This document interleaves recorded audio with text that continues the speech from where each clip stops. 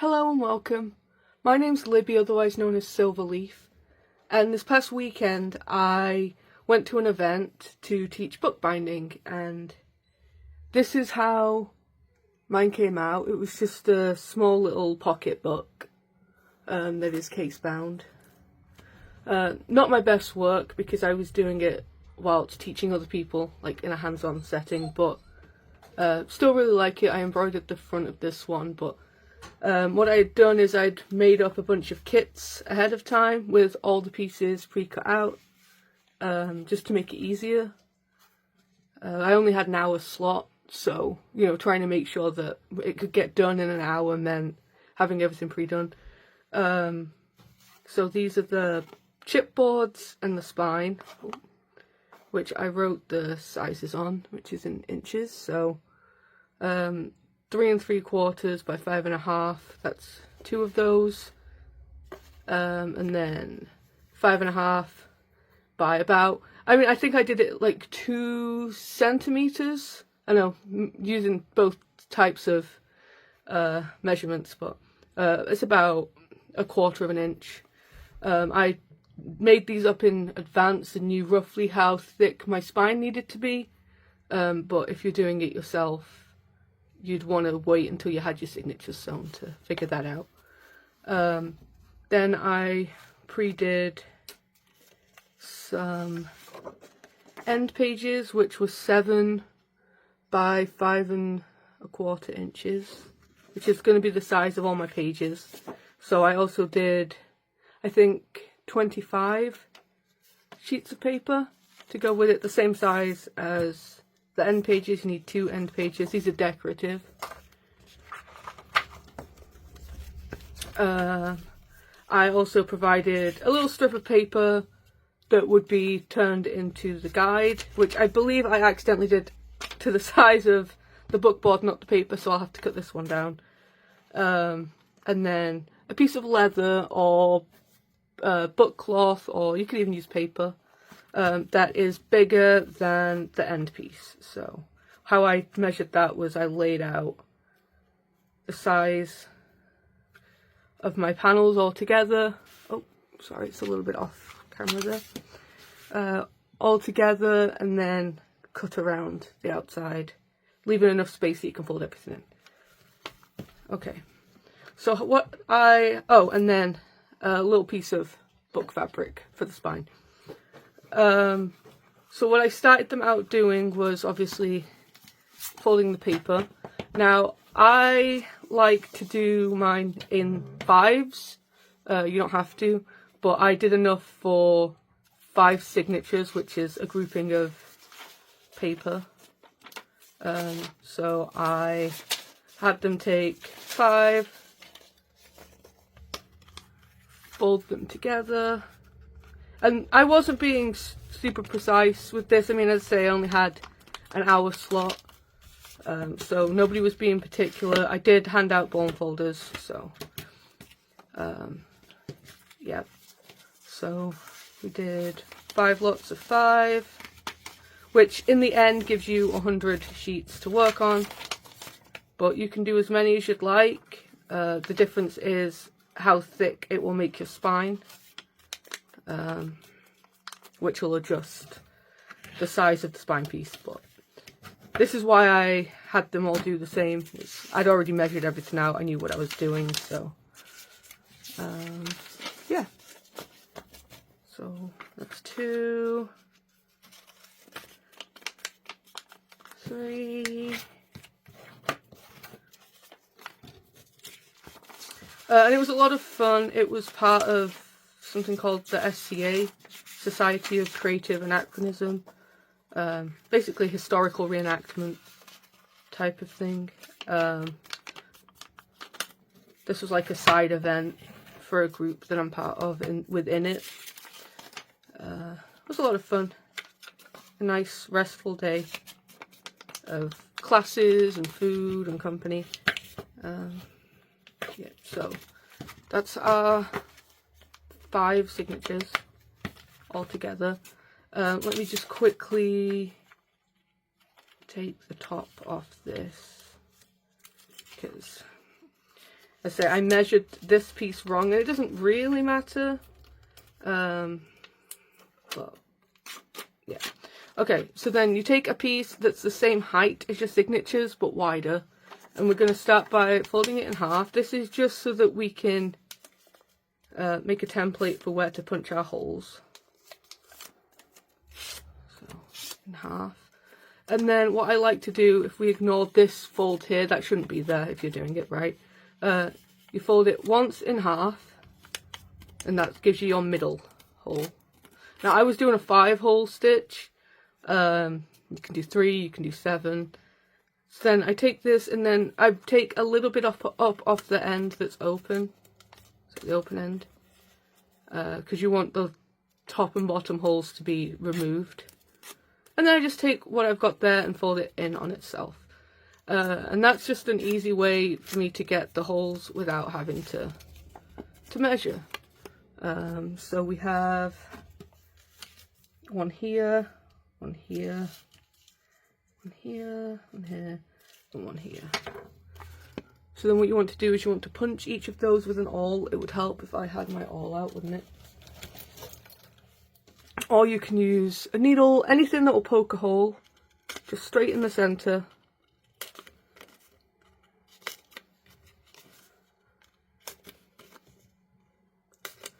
And then if you fold this back in on itself, you now have basically like a cradle for each of your holes. Now what I like to do before I get started is I'll put an up arrow on this, so that when you're punching your holes, you try and keep the arrow up, and that way when they're all stacked together at the end, all of the holes should be in the same spot. That's in case there's any inconsistencies, because as I say, we weren't measuring here, we were just folding. So you want to try and keep them all facing the same way. So then you're going to cradle it in and punch your holes for each of them.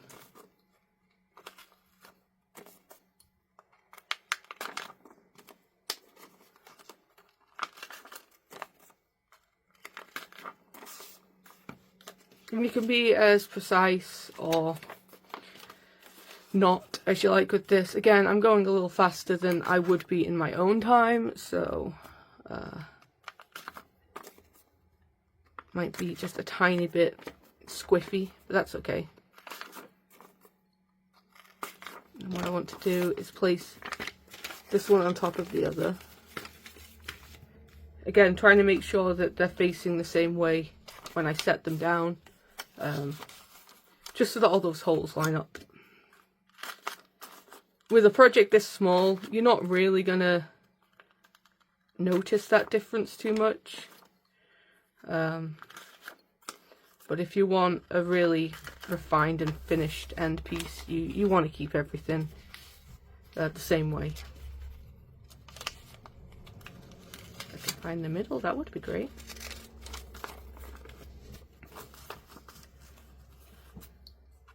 But everybody did really well. It was my first time teaching to a group, so I've taught a friend before, but even that was a much simpler project than this. And I've taught some kids, but I did just like a simple 3-hole pamphlet stitch, or they had an option, so I did 3-hole pamphlet stitch, and I did a stick bound, which is one of my favourites. That's a lot of fun. It's almost like Japanese stick bound, poke bound. Is that what it's called? Stick bound? I actually think it is called a stick bound. But I actually wrap it around a stick instead. And we did dinosaur books for that, so that was fun. Anyway, so that's your 5 signatures. You can see they all have the holes. Now each of the kits I did, if I can find it, oh here we are, had headbands, which these were a pain to put on with the amount of time that we had. So don't recommend doing these if you're in a time crunch. And then I like to use a nice small curved needle. It'd help if I could grab it. Sorry, my fingers don't like to work sometimes. For this kind of binding specifically, I find the curved works well because you're going between signatures, but I'll show you what I mean when we get to that. And then a length of, this is embroidery floss, but you can use waxed linen or something that is at least 5 times the length of your pages.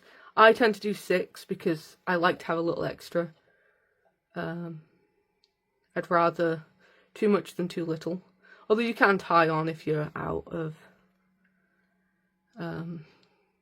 you just knot another piece on. Okay, so then you take the end and you're going to put a knot on. I like to double my knots. Better safe than sorry for me. Okay, so then you start with your first, and I start at the top hole. From the inside, you're going to take it out, and then into the next hole. And what you're going to do is a running stitch. Oh, hello. A running... Sorry, my fingers do not like to work sometimes. A running stitch, basically through the holes that you've already punched, all the way down, and then back up again, using the holes that you haven't already been through. Sorry if it's coming off the screen a little bit. I haven't done this before. I've recorded before, but not for crafts. Not for anything where you have to actually see what I'm doing, I guess. So through. Now you want to avoid what I just did. Oh, nope. That's why it went wrong. Sorry. Yeah, you want to avoid that. You want to go up through the next one. Sorry, I don't know how I managed to come through the wrong one. Not paying attention, clearly. And you want to fill it in so that there's a line on both sides, basically. Like a straight line of stitching.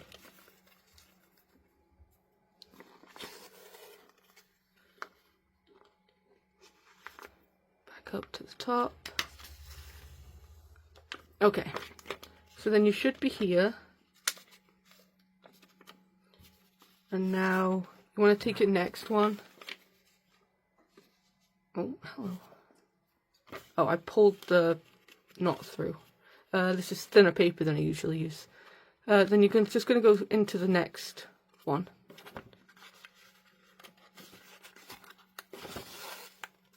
Like the top hole of your next signature, I should say. And then out through here. But instead of going down into the next one, you're going to loop around this previous thread. And I like to go around both sides of it, like this. And then you go back in that first hole. I mean, back in the same hole that you just came out of, sorry. You can see this, so back into that hole.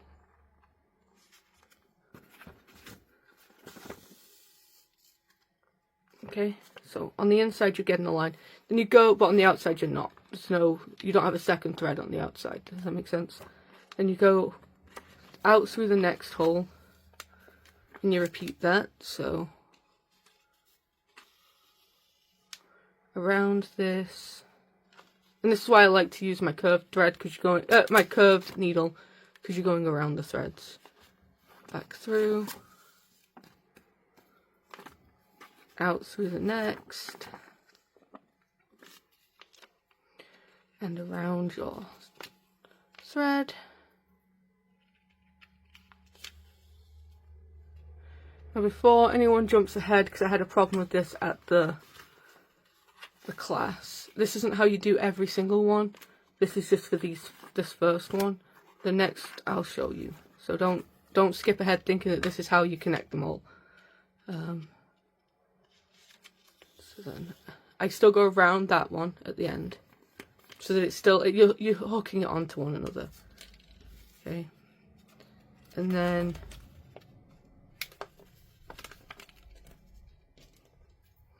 into here.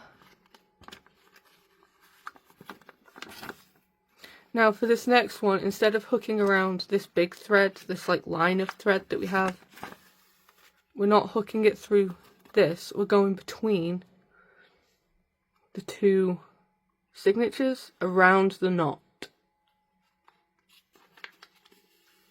Because what you're doing then is you're hooking it onto this knot, like the previous knot. Instead of, if you hook it all onto this thread, you're going to be stretching it. So then, out. And again, you're going between, it's harder to see with this first one, but you're going between the two signatures.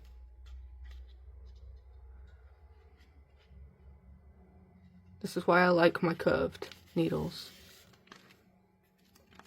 So you're not going around this thread.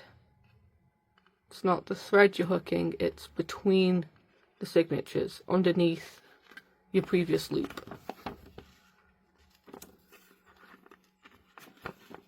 So, again, between the signatures. Does that make sense?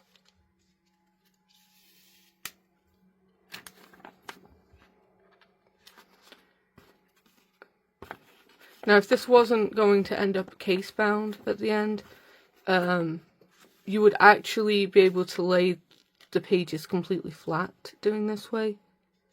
The case-bound, like the nature of the case-bound, makes that a bit harder because you're gluing it in at the end. But oh, yeah, okay, so we're here. If you can hear my dog in the background, I apologise. He's needy. He needs mama's attention all the time. Okay, so, and again, through here, out through the next. It might be easier to see with this one because the string's out of the way. You're literally going between these two signatures. And underneath the knot that you would, oh, sorry. And underneath the knot you had formed. So if you see the curved needle here, it's on either side of this knot. And then again, back through the hole that we were just in, out from the next. Now if I was taking my time, you can get this really neat and pretty. I mean, some people will do this and then they'll leave the spine exposed, they won't even cover it. I don't like having an exposed spine if I can help it. I've come up with ways to like cover my Coptic stitches and stuff, so. But yeah, between the previous, back in. Oh, hello. And then we're about to hit the last signature, so. Again. Sorry, my fingers don't like to work a lot of the time. So if you see me fumbling, that's why. And the last one. Oh.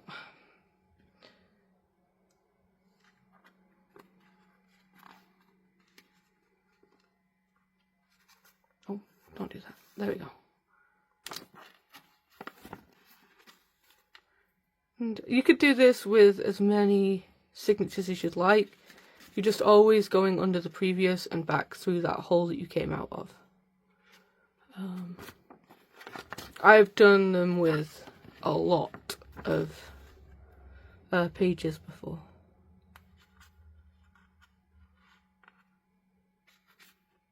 Oh. Well, apologies. I don't want to stop and start the video because I've never done it like this before, so yeah, you're getting it a bit real. One day, yep. Back through. Maybe if I do something like this again, I will figure out how to stop and start and edit and all of that, but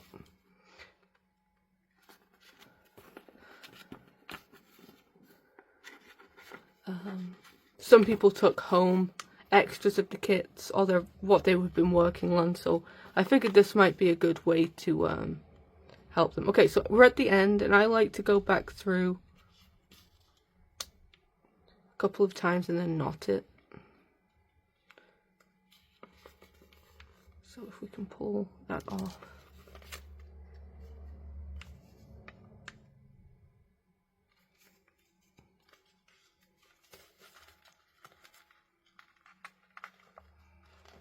To help if I could remember how to do a knot, wouldn't it?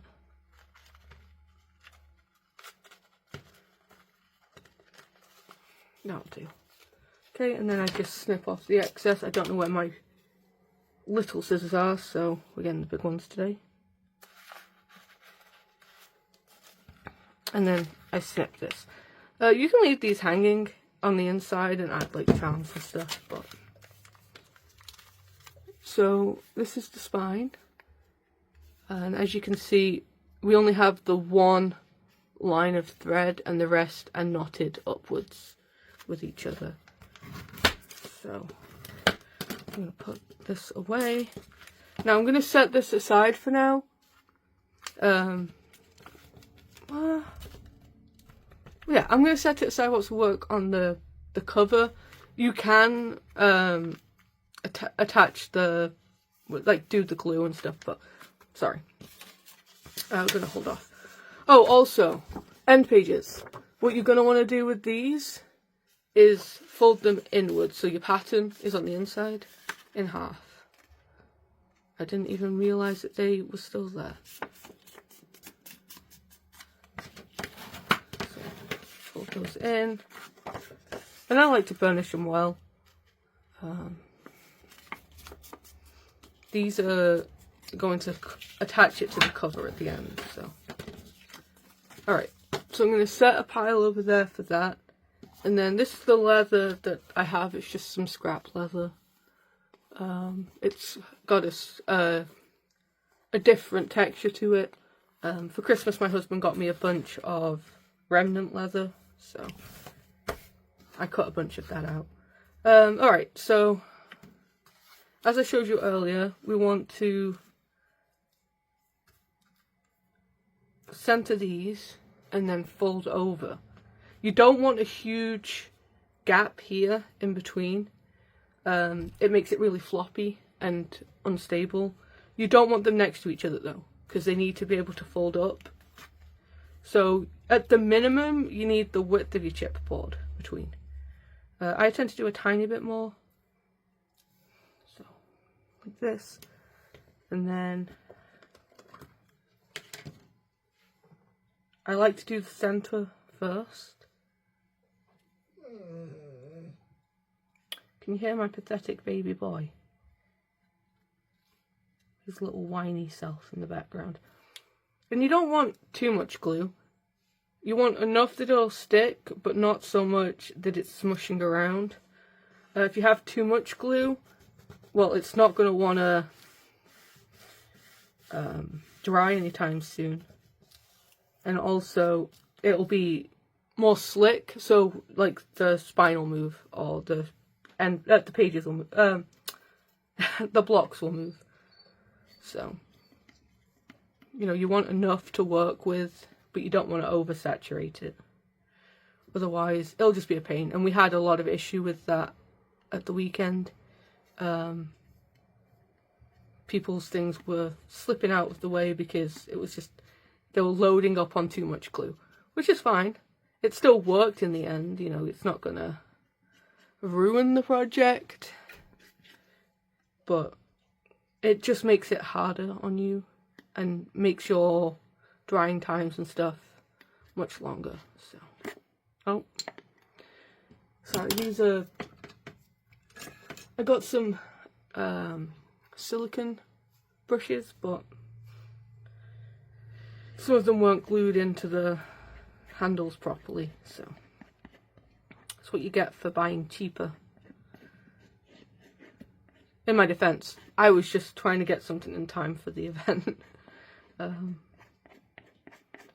Okay, so you want it nicely covered, you want it tacky, but not crazy slick. And then I'm just gonna roughly place it where I want it. And it doesn't have to be perfect. I mean, it can be if you want it to be. You can get like templates and stuff that go in between. I do have that. I don't really use it. Yeah, so just gonna glue this in. Let me move you up a little bit.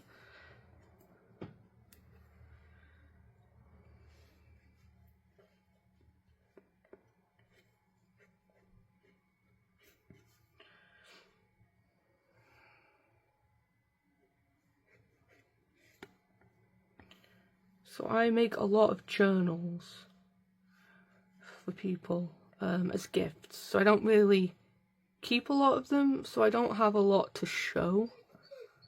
But I do have a video on this channel of a book I made for a friend that's all Hobbity themed and stuff.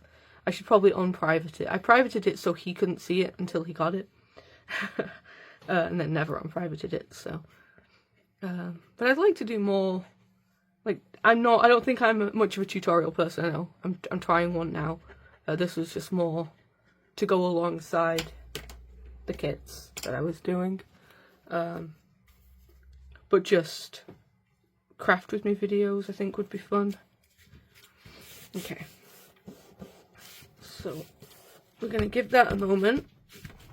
And because we didn't use a lot of glue, these are already stuck down. You'd think that you'd need more to make it a stronger bond, but that really isn't the case. As long as you have a good glue, like this is PVA glue. Yeah, you just want a good glue. I should probably use my fabric scissors. I'm not one of those people that are like precious about the fabric scissors. I probably should be. Okay, so what we're going to do now is we're going to miter the edges.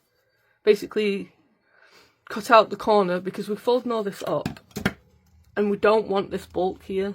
You know, we want this bit gone. So you want to do it at an angle, but you don't want to touch this corner. You want enough space left here that when you're tucking it all in, this corner will end up covered. Because with this kit, I didn't provide book corners. I don't have enough book corners in my stash. But if you can see, there's still just a little bit of space here. And we're going to do this on all corners.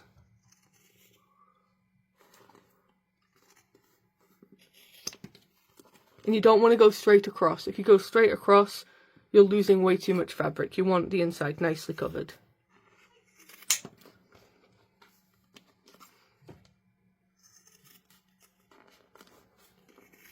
Okay. So if you can see, all of the corners are now done. Oh, sorry, that one looked like it was all the way across. It's not. Okay, and then it's as simple as adding. I like to do it on the leather and a little bit on the chipboard, and then you're going to fold it over. So if you can hear my dog being pathetic in the background, I apologise. And I don't use any specialty glue for this. You can buy like glue wall or leather glue or, you know, anything like that. I do have specialty glues, like I have art glitter glue for things when I need it really fast, or if I'm doing precise. That's my choice of precision glue. Okay, so we're going to fold it over, and again, you don't want too much. If you have too much, then you're fighting with the glue, and it's too slick. This is a thicker leather than the other one. The other one I was using was more of a suede. When I did this guy, if you can see, it's fuzzy. It is leather. It doesn't look like leather because it's so green. It looks more like grass, which is why I did the embroidered flowers on it. But and then if you're going to be using clips to hold it down, you want to go from one side to the opposite side. With certain things, if it's not trying to curl back up, you can just go ahead and do all sides, because you don't need to clip it. But I've not worked with this leather before, so evidently it likes to fight back. So we're going to do opposites. And you don't need a crazy amount of clips. or whatever you are using to hold it down. If I have a big piece, like I did this big huge book that I gave at the classes, it's called a scholar. At the scholar, it was this big huge, each of the sheets were, like each page was an A4 size, so you guys think, what would that be twice? An A3 folded in half sort of thing. With that, I over clamped it because I was going for perfection. With these little dinky guys, you know, it doesn't show as much if there's a few imperfections, so I'm not too worried about it. Alright, so whilst we have these setting, which, I mean, realistically, I probably could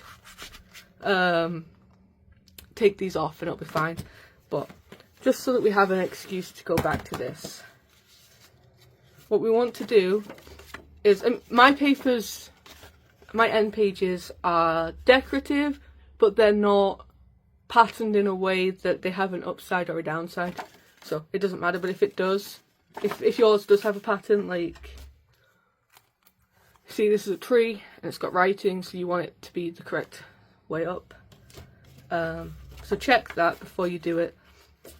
And you want, what we're going to do is we're going to glue just a small line of glue along the edge, and you don't want a thick amount, you want like half an inch, just enough for it to adhere. Okay, and then make sure that it opens on the same way that this opens, because we did have that as an issue at the class too. And then you're going to take that, butt it up against the edge of this, and you want it as close to that spine as you can get it, because you're trying to line it up with the other pages. If that makes sense. Okay, so there's one. And then you want to do the same with the other. So again, make sure that they're opening on the same side, and then glue along here and attach it to this side of the spine.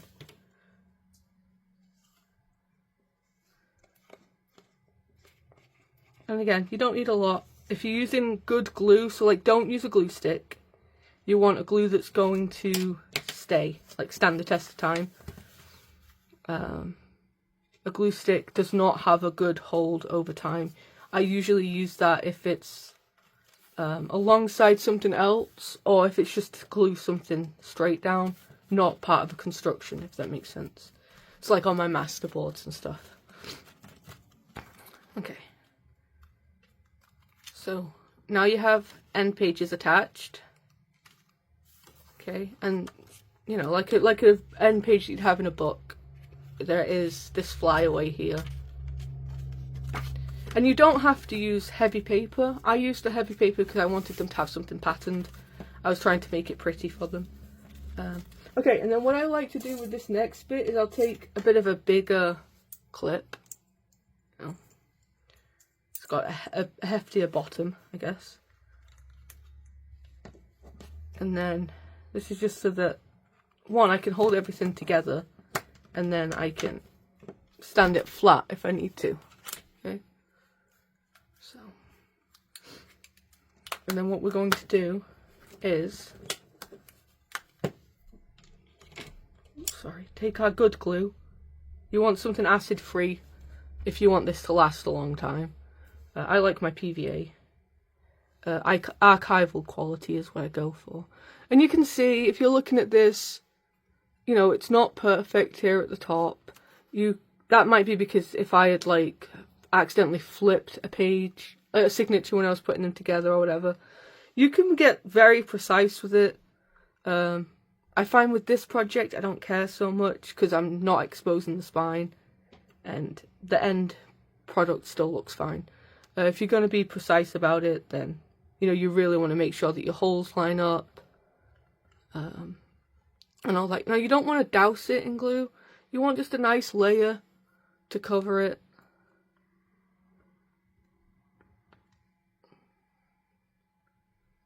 And you want a glue that dries flexible, which is why I keep saying PVA. PVA is good for this. Or like a white school glue. I don't know if that's the same thing. Growing up, it was always just PVA. And then this piece of mesh. Now, I cut these a bit wrong. Mine don't go all the way to the top or the bottom. Ideally, you'd want them to go to the top and the bottom.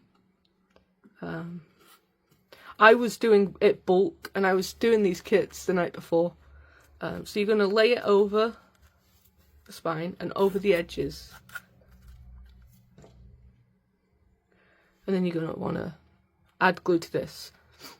Now you can add glue to it before you set it onto the edge, but because this is such a fine mesh, I don't bother. I find this works well. So what you're going to do is do the spine first so that it sticks down. Sorry, dog fur. I have a golden and he gets everywhere. Okay, so just along the spine, and then you're going to want to do the sides. Again, you can like go under to do it. If you're using a more tightly woven fabric, you'd want to apply it on the other side, not on top. But this is nice and thin, and you know, there's a lot of holes, so just over. And this is just it's like an added bit of security for both the signature and these end pages, because right now these end pages are only held on by that small strip of glue that we did at the start.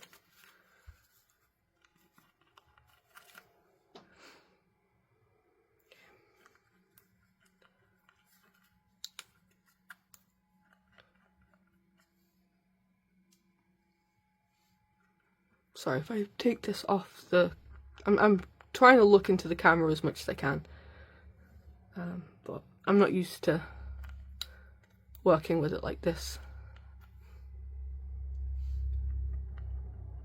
Usually, if I'm crafting, I'm sat on the floor in a pile of mess. That's how I craft best. Okay. So now we have that. This is where we were adding the headbands. But these headbands, I don't know if it was the fabric that they're made out of. Now, a traditional headband you'd sew. You wouldn't buy a pre-made strip like I did. You actually sew it into the tops of the signatures. And again, it's another way of reinforcing. As well as finishing the tops of the book. But I tried to sew in a headband once. It did not go well. Okay. So we're just going to add this on. And again, I think some of us were adding way too much glue, and I think I might have added a little bit too little glue when I was doing it. So I'm going to... I think what would have been better, and probably would have worked better, will have been if I had done the woven fabric to the right height. I could have tucked the headbands under it. So learn from my mistakes. Okay. Now we're going to let this dry, because when we put this into the text block, we don't really want the spine to still be wet, because you don't want to glue that down. So I'm going to set that aside. We're back to this. It's a lot of back and forth. But when you're doing it for yourself, it's much easier. I learned, or with one person, when you have a table of 6 people, it can get much harder to explain everything. Okay, so now we're going to do these other sides. This is a little bit up still, so I'm just going to add a tiny bit more glue right there. Alright, and then these longer sides.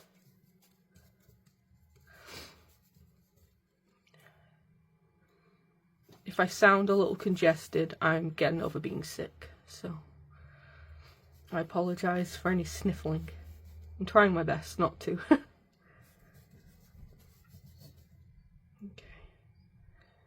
I really like these silicone paintbrushes because they're so easy to clean, and I have pretty bad ADHD, so when I'm done crafting and I walk away, I'm not remembering to clean off my brushes. This will peel right off, but they do not hold a lot of glue. So okay, I'm gonna add just a little bit extra along here. It can make it a bit tackier, make it a bit easier for it to all stay stuck down. You don't have to do that part though. In the past I would use a glue wall for my leather, which I think was an Elmer's brand glue, and it worked well, but it took much longer to set. Like my original leather bound book, which my husband has, because I made it for him, that was all glue wall. And that's good for your leather and stuff, but I don't like having to switch between glues if I can help it. Alright, and I'm just going to clip on the corners of this one. Just because you've got the overlap of leather. It's not as bulky as it would have been if we hadn't cut the corners. Yeah, and maybe one in the middle. Okay, and we just do this other side. Now you can put a ton of extra effort into this. You could use different kinds of pages. If you wanted to go a junk journal style, you could add in like envelopes and stuff. Decorate the pages before you sew them in. You could add pockets on these. Well, when you add in the end pages, you know. You can embroider the front like I did with my green book. But for the sake of having done just an hour session, this was a very simple, basic project. I wanted it to be like a challenge in the sense of I could have just shown them how to do a 3-hole pamphlet stitch. You know, no cover, just, well, say using the end pages as the cover. But with the SCA, people tend to want to know how to do sort of bigger, more historically accurate projects. I don't know how historically accurate the stitching I did, but, you know, the Casebound and stuff is how we'd usually do books. Okay. Now, I like to try and fold it as early as I can, because then I can add more glue where I need it. And I can press it down. You might not be able to see, but like it's buckling over here. So I'm going to take that off. And you want to work it down. You want to make it so that when you're folding, when it's dry, you're not going to have issues, if that makes sense. So I, especially with the leather, like to just work it in, especially on the spine. Otherwise the spine ends up bunched up, and I don't like the way that looks. So that was my nail. Just work it in.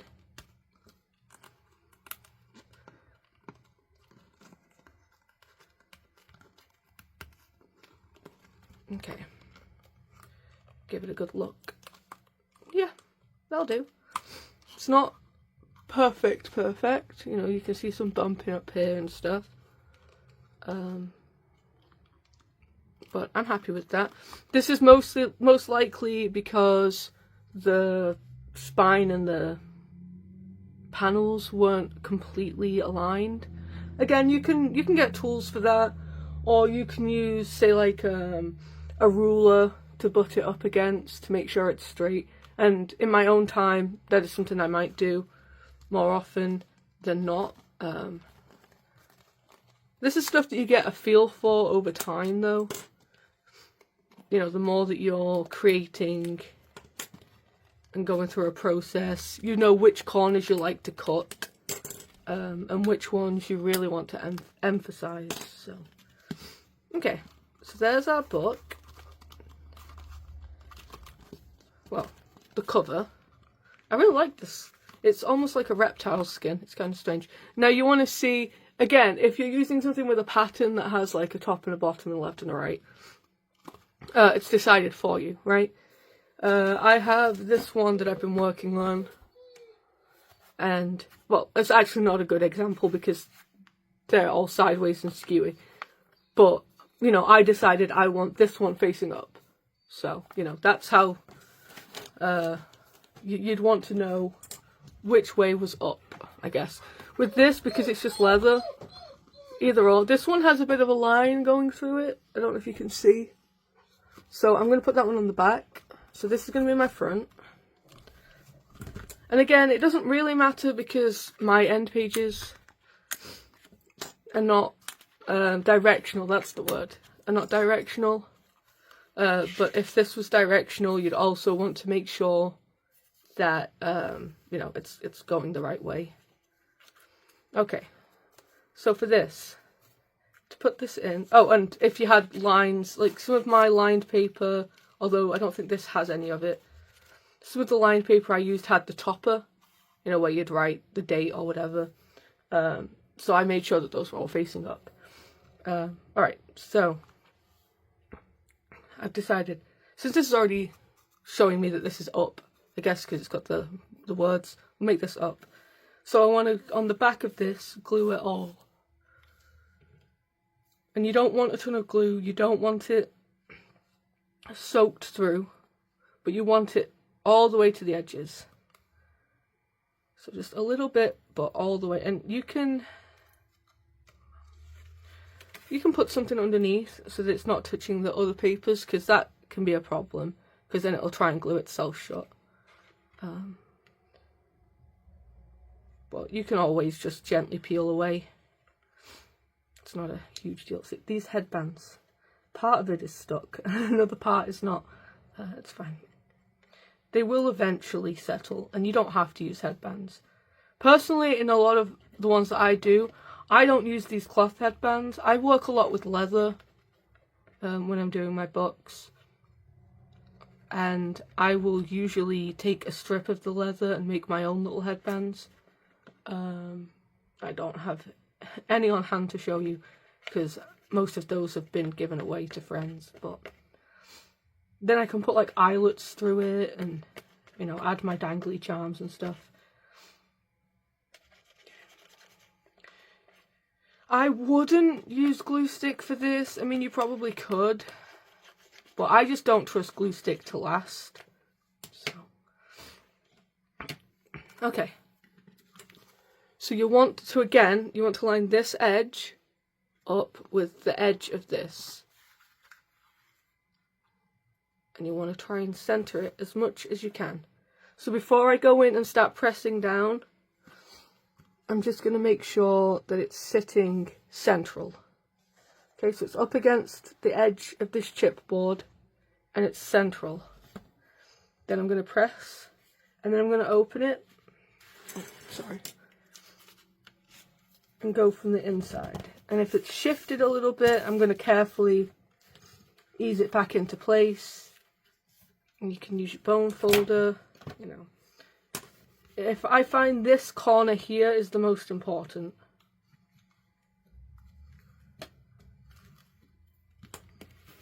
And then across. And I've got a little bit here that needs a tiny bit extra glue, so I'm just going to do that real fast.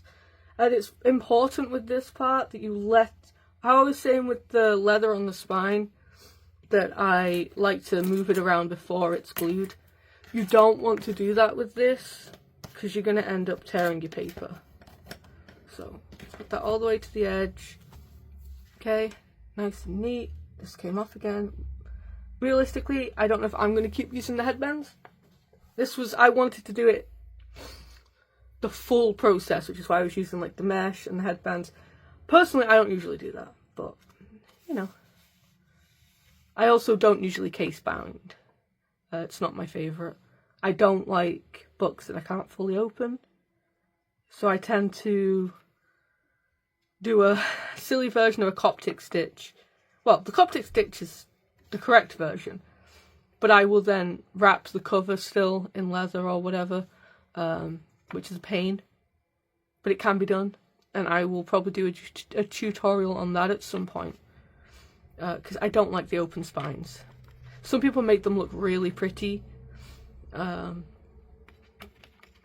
not that person, so most of the books that I make have a Coptic stitch, but they're still fully covered, so okay, make sure we get it nicely along the spine.